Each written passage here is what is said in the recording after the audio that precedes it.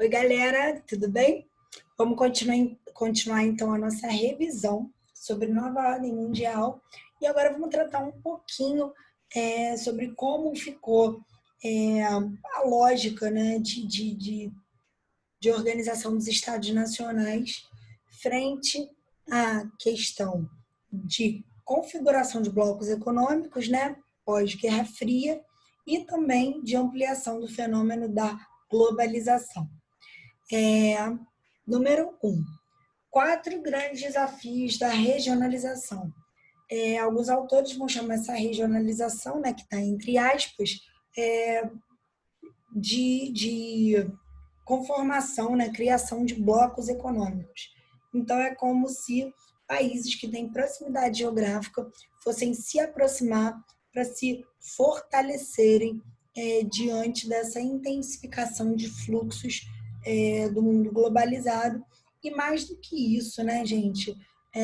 Tentar se fortalecer diante desse capitalismo que vai agora se materializar e fortalecer principalmente os países que na divisão internacional do trabalho produzem tecnologia.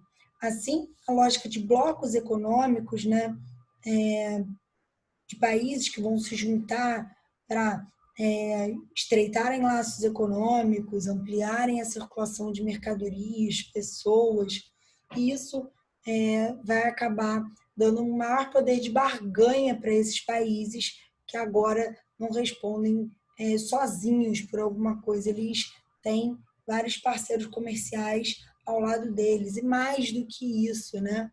É a ideia de que acaba sendo reduzida a dependência de um determinado país em relação aos demais, né? Em relação principalmente aos países que estão no centro da economia capitalista. Questão número 1. Limitar a erosão a que está sendo submetido o Estado, mediante a recuperação da capacidade de regulação. Então, a ideia é que com a regionalização, quase que não sai, os países eles vão acabar assumindo uma impressão de países que juntos são um bloco, e aí rola a discussão de será que esse bloco ele vai ter mais poder do que o Estado-nação em si? Atualmente a gente percebe que não, né? Porque quando, por exemplo, as fronteiras precisaram ser levantadas por conta da pandemia, os Estados-nações eles ainda têm uma grande autonomia em relação a isso. E também em relação à gestão econômica, tá? Então, continuando esses desafios da regionalização, 2, recuperar o papel da acumulação capitalista nacional em relação à acumulação mundializada. Alguns países se industrializaram a partir dessa lógica de transnacional, né, gente?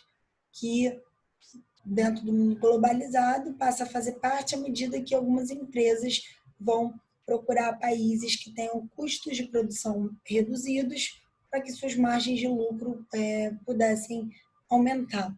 E aí a lógica é que o que é discutido aí na alternativa é aumentar o poder, né, da acumulação do Estado-nação frente à interferência mundializada. Número 3, fortalecer o papel do setor privado nacional com o propósito de que este se converta num ator modernizador, dinâmico e transformador, e não no caso do que vem de fora, né, do que vem do mundo globalizado.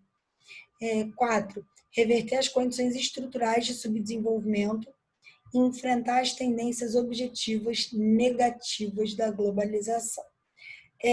Tendo como referência o texto e a relação do processo de integração regional com o processo de globalização, pode ser dito que não é uma questão muito fácil, tá? Mas eu acho que vocês vão se sair bem.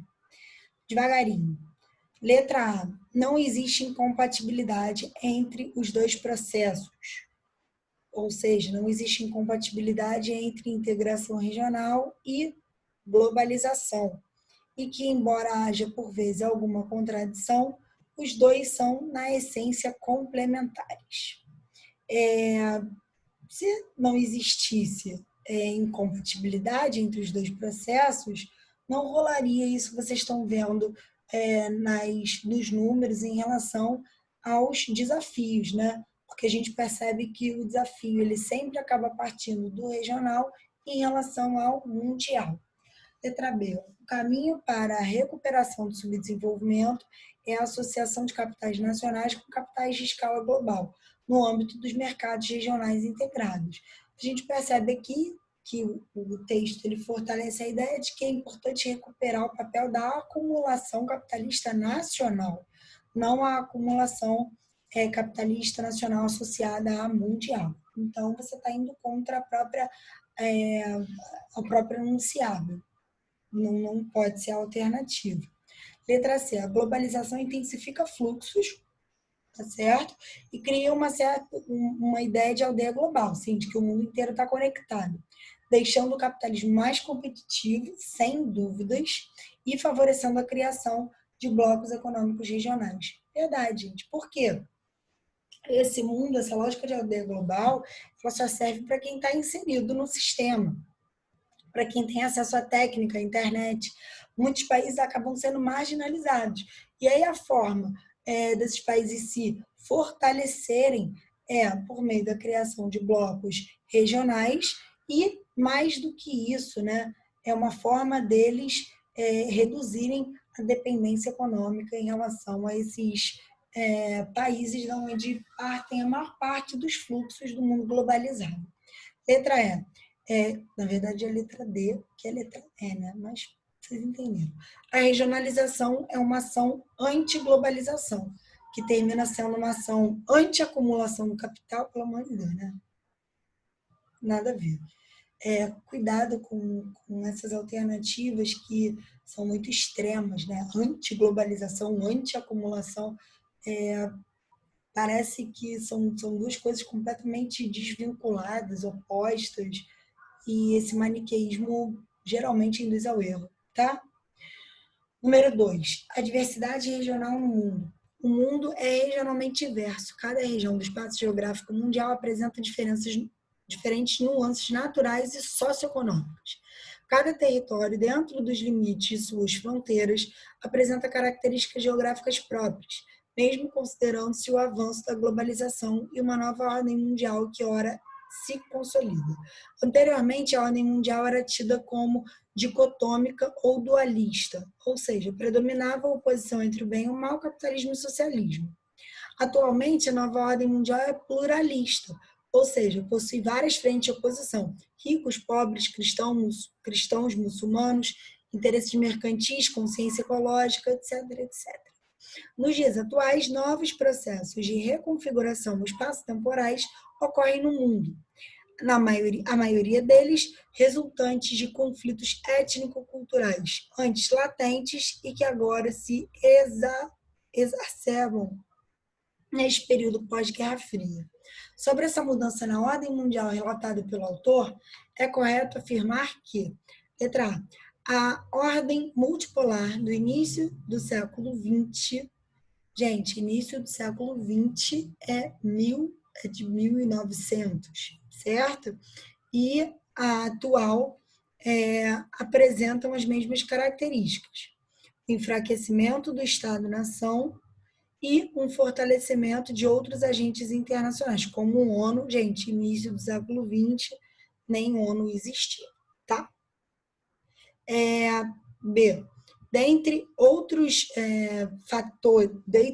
fatos que contribuíram para a mudança da ordem bipolar para multipolar, destaca-se o esgotamento do modelo soviético, a ascensão do Japão e da Europa Ocidental, Alemanha, né? União Europeia, que passaram a disputar a supremacia internacional com os Estados Unidos. Beijo, me liga. É isso aí. B de bola. Vamos ver por que o resto está errado. O mundo multipolar foi marcado pela eterna disputa entre capitalismo e socialismo. Pelo amor de Deus, nem continuo que eu não tenho tempo, né, de vida para isso, né? Para jogar fora. A ordem bipolar, isso não é nova ordem mundial. Nem multipolar. Muitos, né? B2. D. Antes da Segunda Guerra Mundial, o mundo era dividido em socialista e capitalista. Antes da Segunda Guerra Mundial. Então, né, gente? Pós Segunda Guerra Mundial. A partir do final da Segunda Guerra Mundial, mudanças geopolíticas profundas ocorreram. Nessa época, uma nova ordem é imposta e o mundo passou a ser multipolar. Não, o mundo passou a ser bipolar, tá? Multipolar atualmente do ponto de vista econômico e unipolar do ponto de vista militar, bélico. Beleza, pessoal? Então é isso. Beijos, queijos, juízo. Até a próxima. Estudem para a prova, tá?